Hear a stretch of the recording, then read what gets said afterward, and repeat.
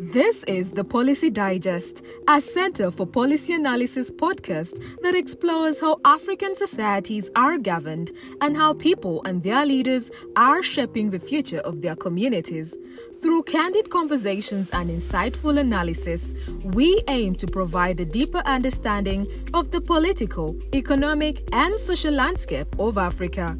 So sit back, relax, and get ready to explore the diverse and dynamic world of African governance.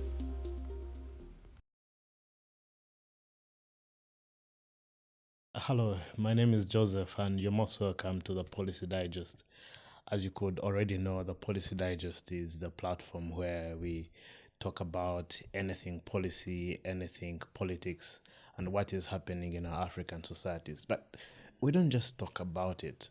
We still host leaders who are thought leaders who can be able to shape conversation about how society should be governed. And I think you've seen the kind of content we put out there on our podcasting platforms, Podbean, Spotify, Apple, wherever you get your podcasts, and we hope you're interacting with it faithfully. And in this episode, we are going to look at one of the bills that have come from the phenomenal Honorable Sarah Opendia, and that is the Human Assisted Reproductive Technology Bill. Just a bit of context before we go there. This conversation is some form of meta-analysis of the decisions that have been taken by the Health Committee to reject that specific bill. And I'll be joined, and I am joined by Ambassador Awino Mercy, away from the title. She doesn't like titles. And we shall just be getting there. But before we can get there, I wanted to give a bit of context about where this bill comes from and where it is going, and then we can start the conversation when you know a bit about it. So in the month of February, conversation started in Parliament circles about a bill that was coming to the floor of Parliament, which was a Human Assisted Reproductive Technology Bill.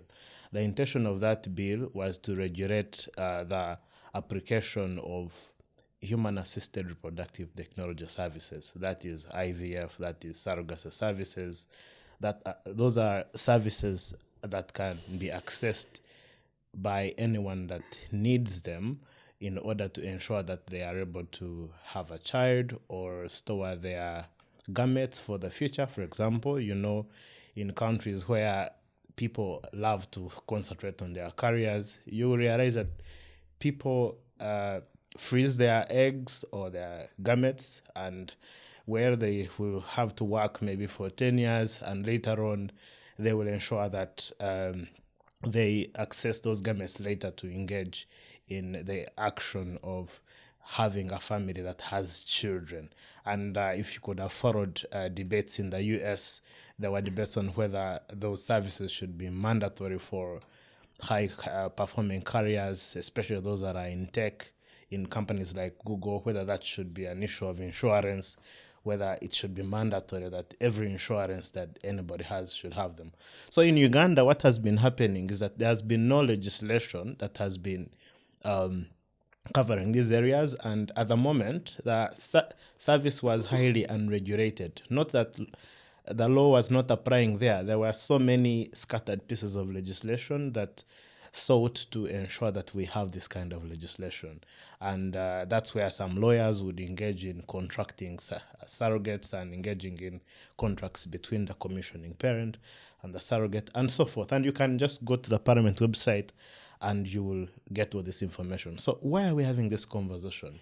We're having this conversation because Parliament, just in the recent past, and that is through the Health Committee, rejected the calls from civil society to open up the application clause of that specific law to ensure that there is universal access to surrogacy. And there are a number of reasons that are cited therein.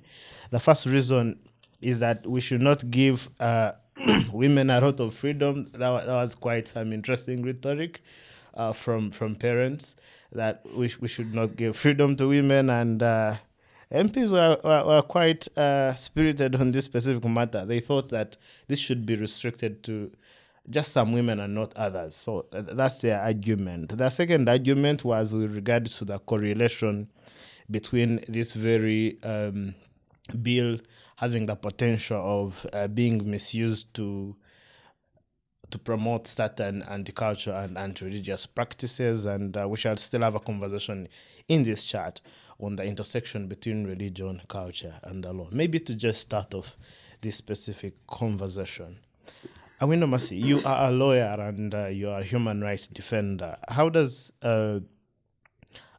religion and culture intersect with the law in present-day Africa, and how can we either evolve from that position, or how can we still maintain the same position while we are not marginalizing women? Thank you, Joseph. So when you look at how laws are made, and when you look at generally jurisprudence and statutory legislation, you realize that there are quite a number of reasons as to why laws are made in the first place. And so in jurisprudence, there is the school of thought, the socialist theory, there is the naturalist theory, and then there is the positivist theories, among others. And so for this particular conversation, maybe we shall just look at the socialist theory, which is generally the fact that laws should emanate from the agreed norms and beliefs of the people, that the average of the aspirations of people then should inform the law.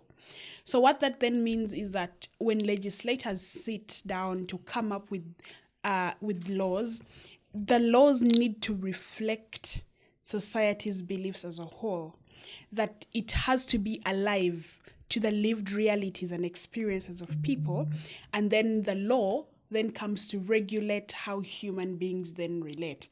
It's different from other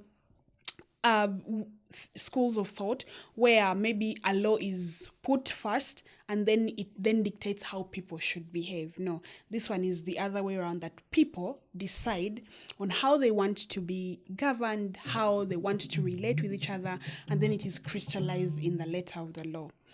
And I think that is a good way to do legislation in the country, because our countries need our societies need to reflect that. We cannot legislate in a vacuum.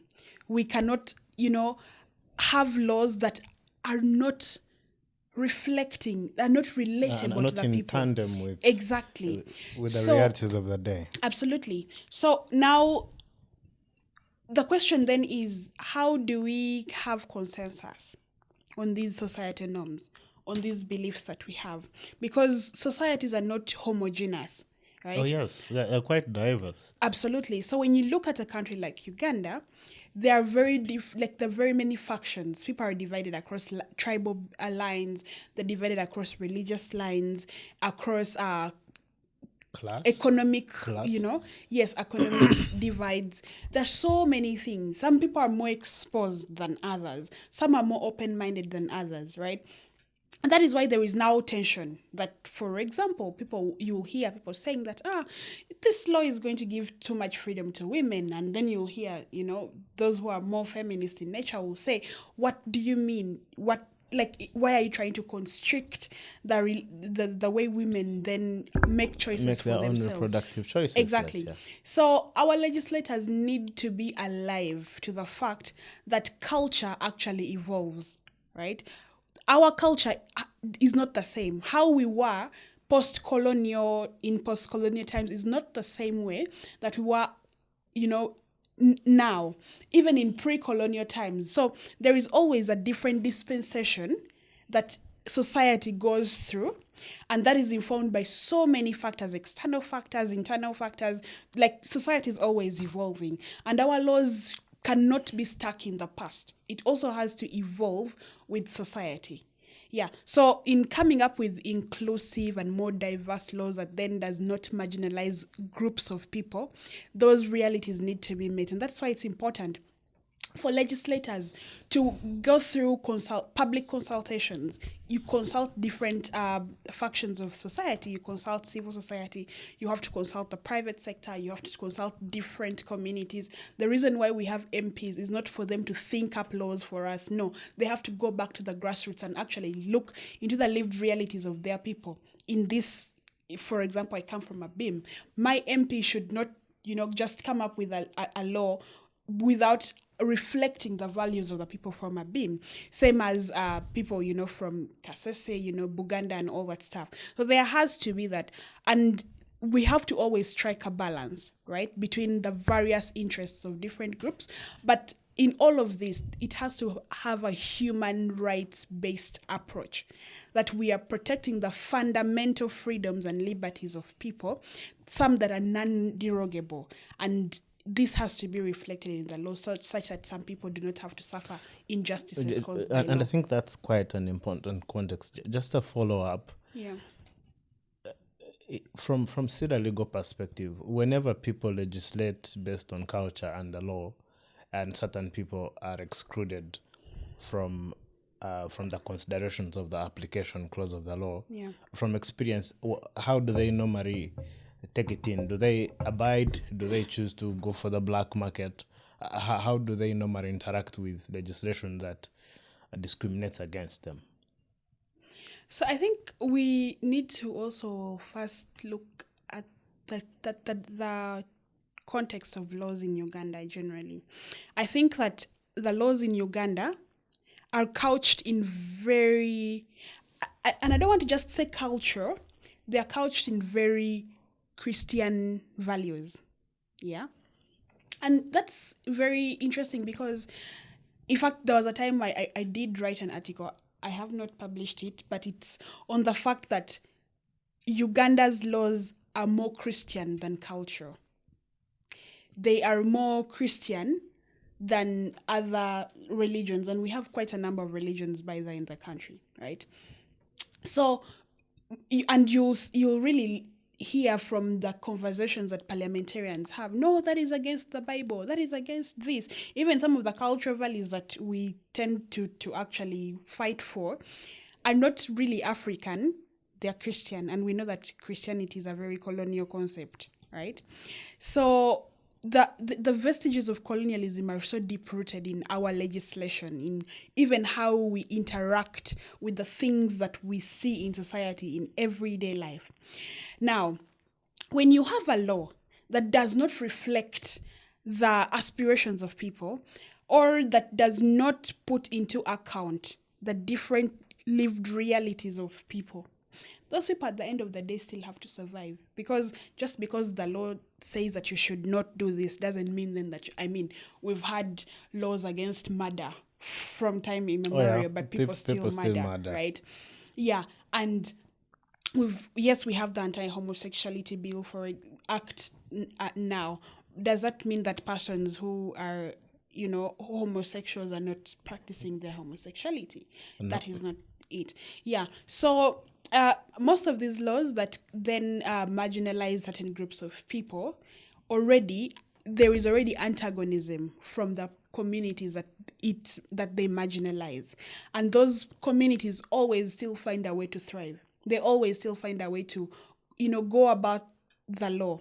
And again, this is a thing I've always really been mesmerized by. It puzzles me. We come up with so many laws, but there is not really enough enforcement mechanisms for them. For example, we have the anti-homosexuality bill, as we've just been talking about. Yes, sure. Who is going to go into people's private lives and then... That was some amazing piece of legislation. Are we going to have a police department that is, this is the gay police department? You get the gay police. Exactly. So you have the law, yes, but how are you going to enforce it? How, without infringing on the rights of people, the right to privacy, right? So, and that's why I said that the law has to have a very human rights-based approach.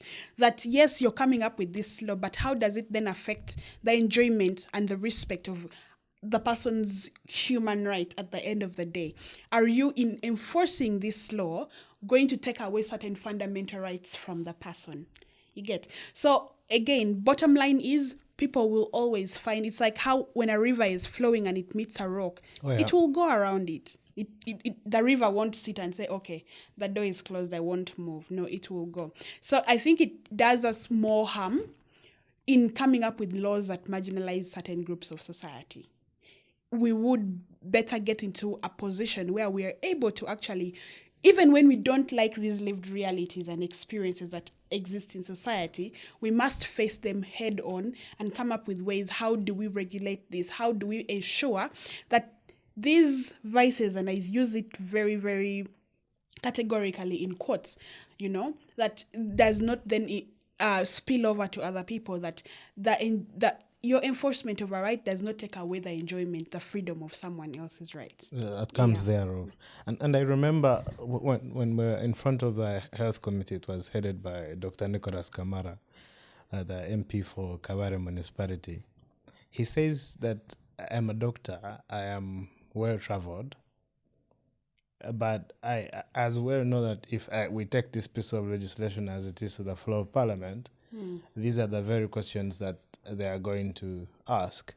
So there seems to be some form of like cognitive dissonance where even in the presence of irrefutable facts about the need for certain things to be done, that then they still proceed to take on specific positions. And that takes me to the second question. Are we as civil society doing enough to ensure that these specific people, representatives of the people, legislate not for the religions they are coming from, but for the lived experiences of the ordinary person, that woman who is disabled and needs to access those specific services, because the current law only limits it to specific groups of people, or someone who maybe because of career they are just unable to commit to maybe carrying a baby to term. And I think one of the leaders of the arms of government in the country has used that service before. So how can we as civil society play our part in ensuring that these specific legislators get back to what you call lived experiences? Or I hope I got it right. Yeah. So I think that civil society is doing what they should be doing, and maybe, and the other thing is we need to know that civil society, we are not miracle workers. Right? We're not magicians. Yeah, we're not magicians, because even us, we don't operate in a vacuum. Oh, sure. Yes, we know that this must be done, but we also know that within the societies that we are working, and these legislators that we are also trying to influence to come up with more inclusive laws, they also have their own opinions about this. They also have certain objections, certain views that need to be put in place. And so when you find, for example, SEPA going to the floor of Parliament, to kind of try to influence and have discussions on this bill, I know that students at Makerere University also did have an engagement. Sure. Yeah, we have organizations that are committed to fighting for sexual reproductive health, organizations like Women Pro Bono Initiative, FIDA, and so many other organizations. They are trying. They are writing policy briefs. They're lobbying with these MPs and all that stuff. But at the end of the day, there are certain structural challenges that exist, right? That as you're working here, there are people who are also working behind the scenes, people who are influencing these bills, who are sponsoring the MPs to vote a certain way, right? When you, for example, have the leader of the legislative house who, has an overbearing personality, for example, and then influences how people should vote, that is also a challenge that, that exists. So as civil society, we just need to come up with a more comprehensive way in which we do our advocacy instead of just, going to parliament. How do we engage the communities? How do we engage people to actually make their voices known? I'll just maybe give an example of what happened in South Africa during the H.A.R.T public interest legislation, when sex workers and persons that were living with HIV/AIDS actually went, and people in very large numbers, very huge crowds, went to the courtroom to actually, let their voices be heard. Like, guys, we are actually here. You need to listen to us. We exist. Your laws cannot be in a way that blinds yourselves to our realities. So we have to work together as civil society with the communities. And continue to Absolutely. ferment those grassroots structures. Yeah, so Masi, as we close this segment, I would like us to kind of run like a thought experiment. If a legislator has an identity, they have a religion, they have a tribe, but then they have gone to parliament. But then in this case, they are legislating for something that is against those specific interests at just a thought experiment level. How should they handle matters of such nature? To excuse themselves as a result of conflict of interest, to impose their tribal and cultural or religious biases? If we were to just run it at a principled and a thought experiment level, what should a legislator do? Okay, so I think it would be ludicrous for every legislator to want to impose their individual stand, right? Informed by their tribes, their religious beliefs, their whatever orientation they have on others. It would be disastrous, especially since when you look at the composition of parliament, we have over 500 members of parliament. Now imagine each of those came up with their own individual view, right? That does not make sense. I think that as a legislator, it goes back to the social contract theory that you have been elected and there are specific duties that you have been elected to do. And so that trust that the constituency has given to you then places on you the duty that you must execute. This duty should not be self-serving. It should be serving the people that have put you in the place that you're in. What that means is that a legislator has to be able to step aside from their personal views about a matter if those views are not going to advance the social good. When you look at Jeremy Bentham's utilitarian theory, it's about coming up with laws, coming up with norms that are meant for the greater good. How many people are going to be affected? In what way with this law that we are coming up with? The test should always be that the majority of people should have a positive benefit from the law that you seek to propose.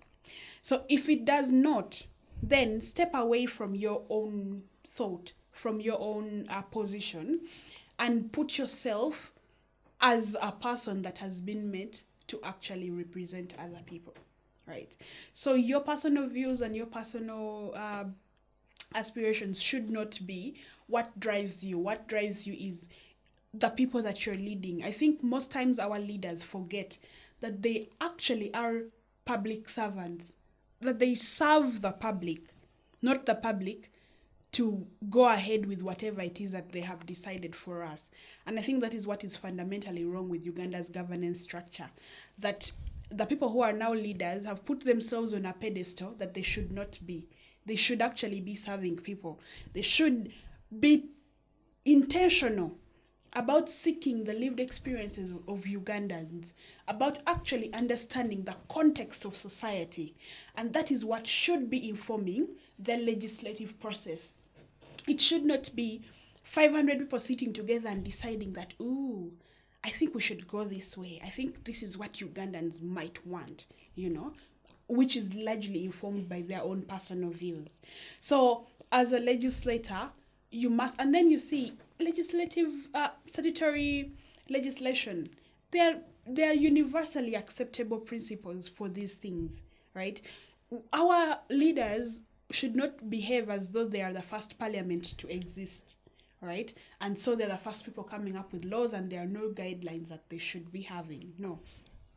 For every law, there has to be a social justice approach to it. There has to be a human rights, a human rights based approach to it. These laws should actually, and as DFK Mpanga said, that we need to have a central nervous system that feels each other's pain. That these legislators should not just come up with laws that they impose on us, but they ought to actually feel and understand what the ordinary Ugandan would actually feel like if this law was imposed on them. So it's not just about imposing things, no. It has to be a collaborative approach. It has to be consultative, get the views of people and then come up with something. So usually when, when a government is coming up with a bill and all that stuff, the time period for consulting people is actually really quite short. Yeah, 30 to 45 days. Yes, most people don't even know about this. How about so many Ugandans who don't have access to social media, who don't have access to Parliament itself, because they do these consultations. Exactly. Mostly in the committee rooms at Parliament. Yeah. And so ideally that means that these consultative processes are centered in the capital city. Yeah, you have places that are 12 hours away from the capital city. The only thing that they will probably do is watch it on television. But how many people have television? You get? Yeah, the penetration is very limited. Exactly. So the consultative process needs to be revamped.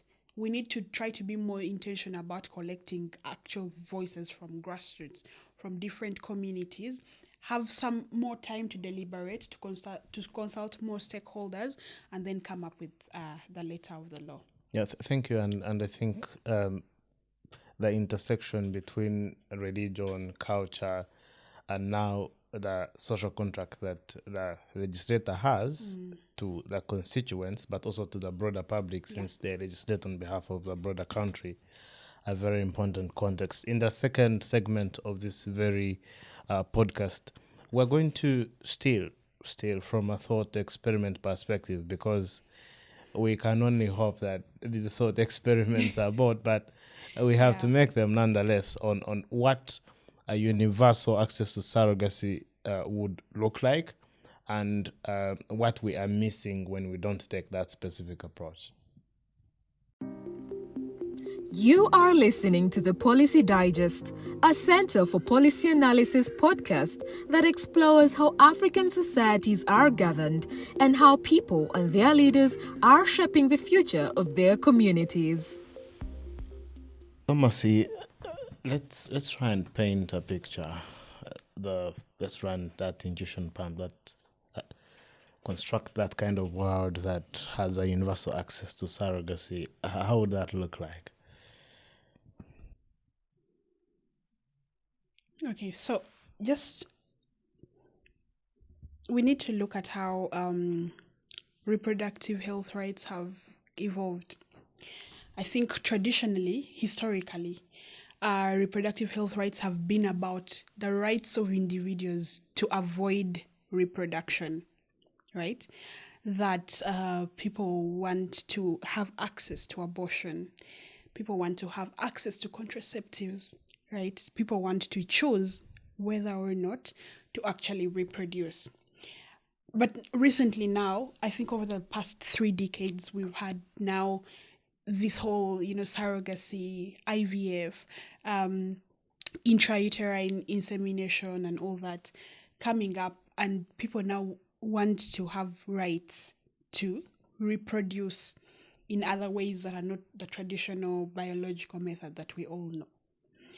And in more progressive countries in the first world, it's not just about people who have health challenges to actually reproduce, and it's not just about people who are disabled.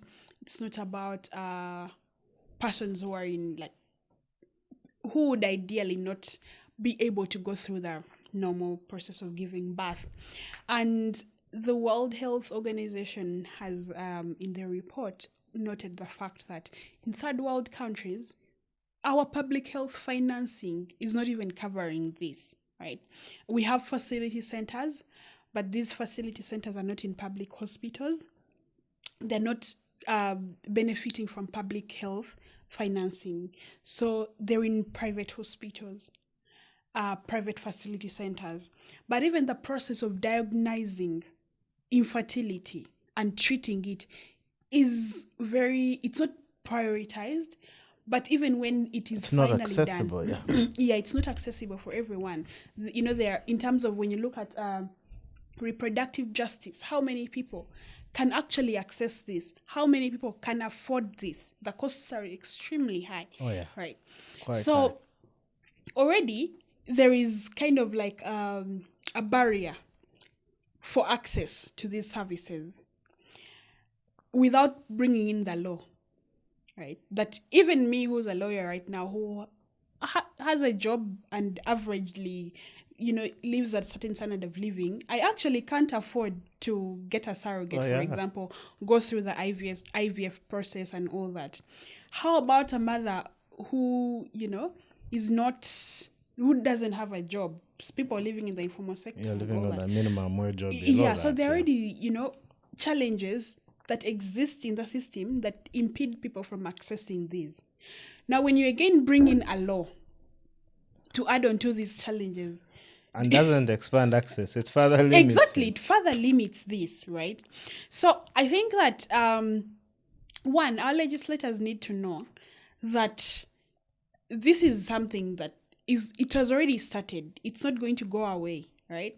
That increasingly Uganda's working population keeps increasing. It keeps expanding.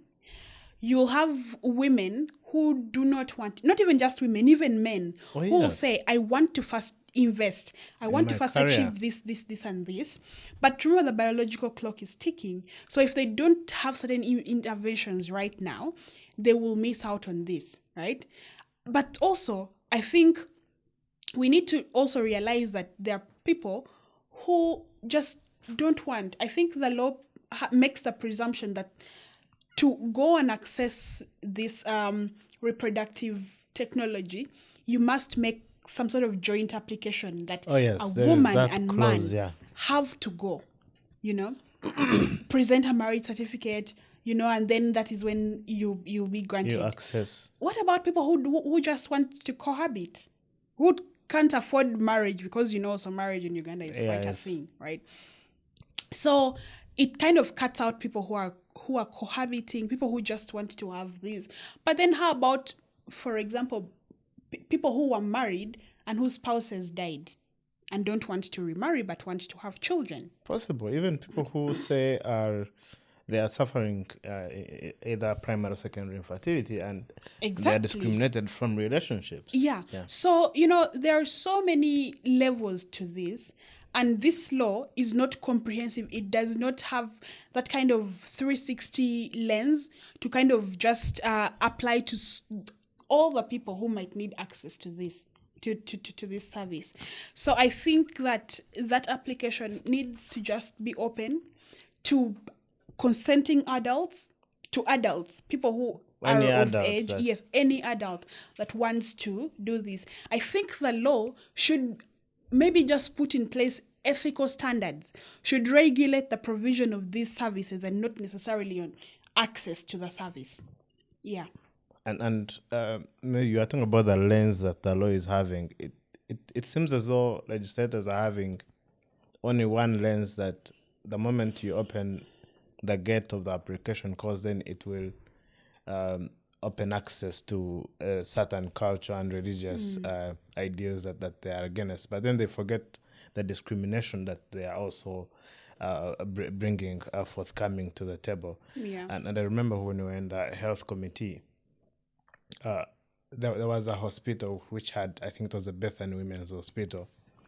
They come and make their very forthright argument about the different categories of people that potentially could be using these services and are using these services, and in the moment that the law discriminates against them, they are going to be left out. Yeah. They run the same argument on the religion and cultural aspects of it. Another team comes on board, same argument that still comes on board. And this begs quite a fundamental question, that if we are able to reject this universal access to surrogacy services for a population which is increasingly becoming liberal, then aren't we empowering something else?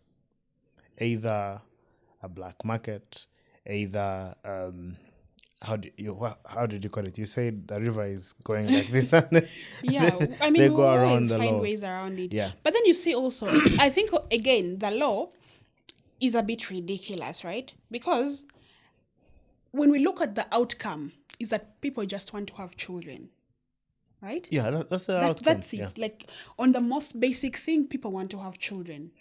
The question is, if you then reject this bill and reject people's right to have children, will they not have children?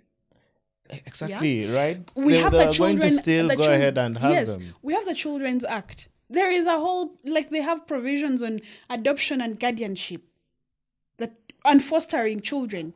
And to shock you, it even allows single people to adopt children. It does not limit them. Exactly. Yeah. So I feel like the law, it's kind of operating in a vacuum. It's not alive to other existing legislation that's already there. And also,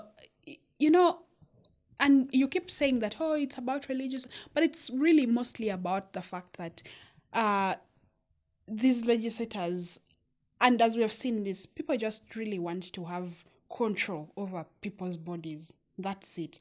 And when you look at all the discussions, it's not really about men who want to choose to, freeze their... It's about women. Oh, women are going to have too much freedom to now, because I want to keep their bodies. What is wrong with me wanting to keep my body, I saw your status. example? I saw your status. Yeah. I saw your status. You had a screenshot like... Yes, it's ridiculous. What's wrong with women This having is- freedom? Yeah, and I They're don't like understand... children who need to be limited in a certain corner. I don't understand really. the obsession with controlling women's bodies. That as a woman, you must do this. This is how you must use your body and all that stuff. People need to realize that women have bodily autonomy the same way that men do, right?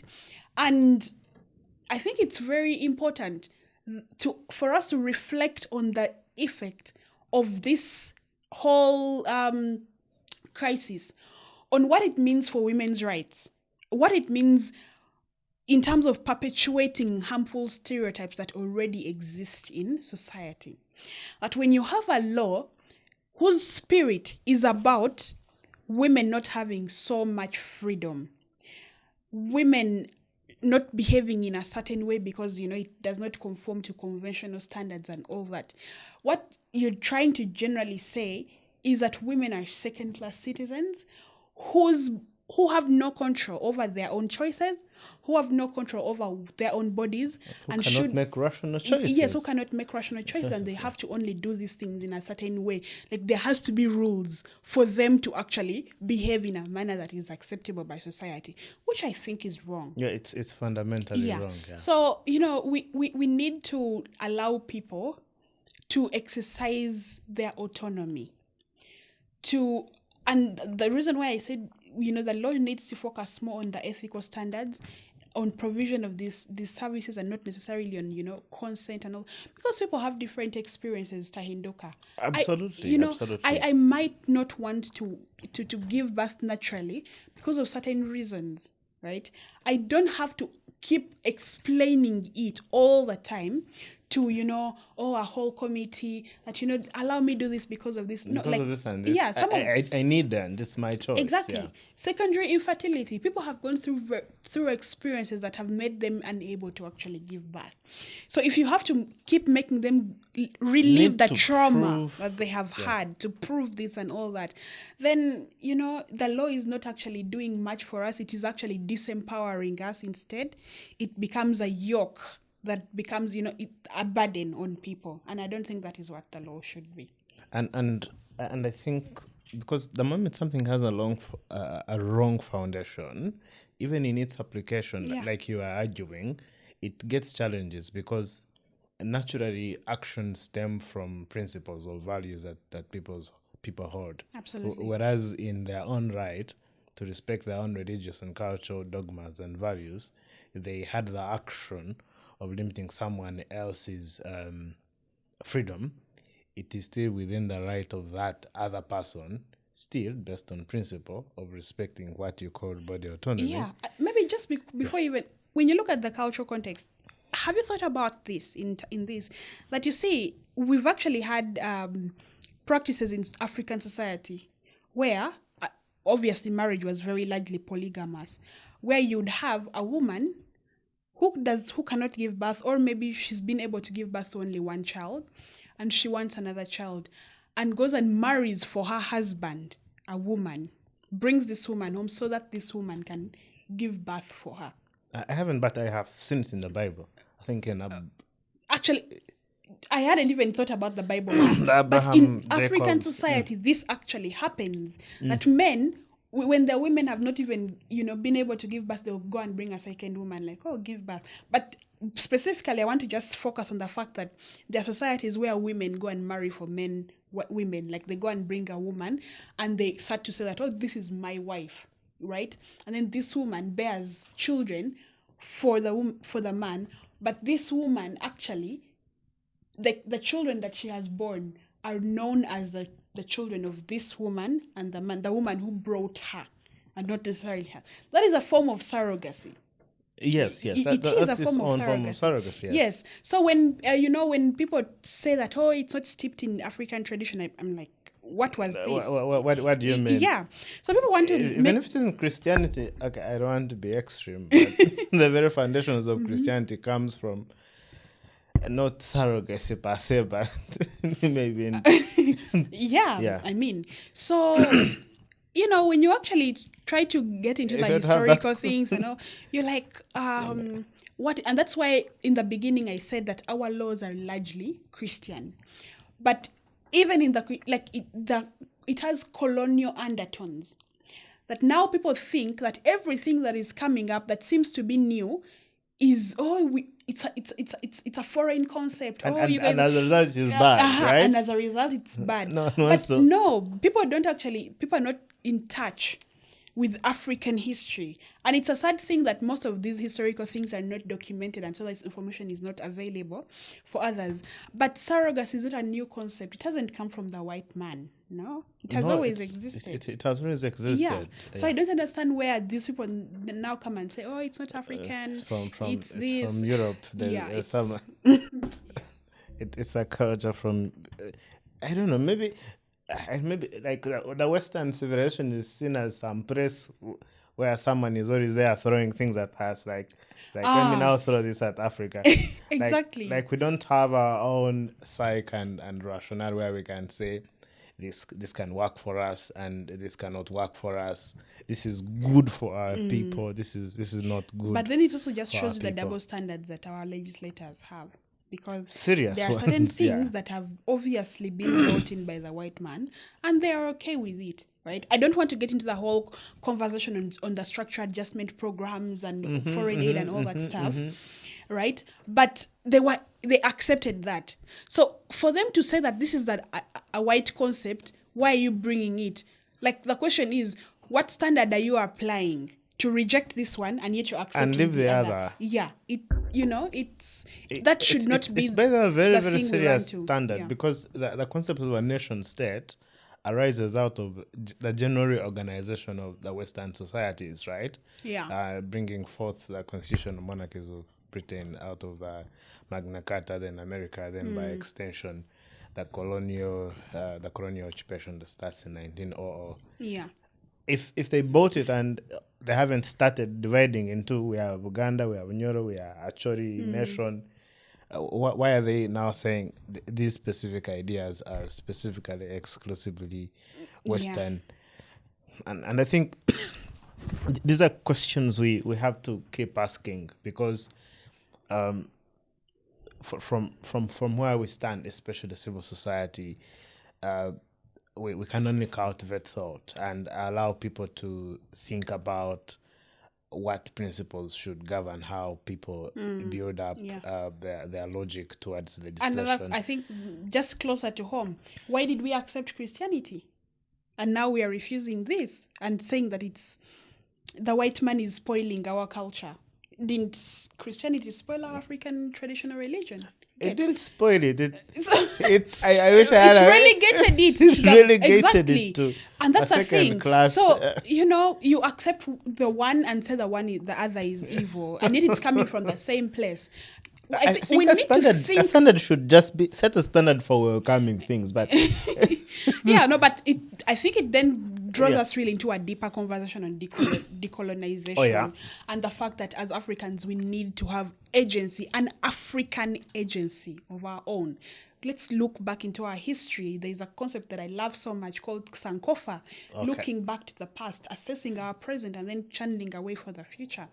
Historical. Right, so I feel like we have an identity crisis as Africans, as legislators. We're like teenagers. Very serious self-esteem. We're just running around like headless chicken, and we don't know what to accept and what to reject, and it's showing in the kinds of laws that that we come up with, the rationale for these laws.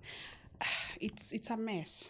Yeah, like someone must rationalize what they say. It can't be we're rejecting this because of this. It has to be logic behind that. Yeah. Mercy, thank you for coming to this podcast. Do you have any parting shots as we close this podcast? I think really most has already been said. I think that for any person that is in civil society that is trying to influence policy, for upcoming legislators, but also for people who do capacity building for legislators. I think it's very important to just take them through what legislation should be about, the kinds of approaches that these things should be about, but also for our legislators to remember that at the end of the day, they are not gods, right? They are actually supposed to be servants of the people, that the people should be the bosses. Right, and so it should be reflected in the kinds of legislation that they have, the kind of relationship that we have, and our laws must be people-centered, and we need to allow ourselves to evolve with evolving times, and this must be reflected in the law. Thank you. Thank you so much, Mercy Awino, for joining us on this podcast. And to our viewer, I hope you learned quite a lot on our meta-analysis of the reasons that the Health Committee used to reject the universal access to surrogacy. Feel free to see the depository of all our content on Podbean, on YouTube. Just type Center for Policy Analysis, and you'll get all that wonderful stuff. But before I end, I must also say that you've been valuable to us. And as a Center for Policy Analysis, we hope that you are learning a lot from this process, and we have a lot of offerings for you. For example, we have the Parliament Watch, a civic technology tool, on Twitter, on Facebook, also with an artificial intelligence-powered insights section. Just get there and feel free to explore the information that concerns your democracy, and I'm pretty sure that you would be ready to contribute to your democracy in 2026. Stay tuned. I remain Joseph Tahinduka, the host. Thank you for listening to the Policy Digest, a Center for Policy Analysis podcast that explores how African societies are governed and how people and their leaders are shaping the future of their communities. For more podcasts, check out our Podbean and YouTube platforms. Thank you.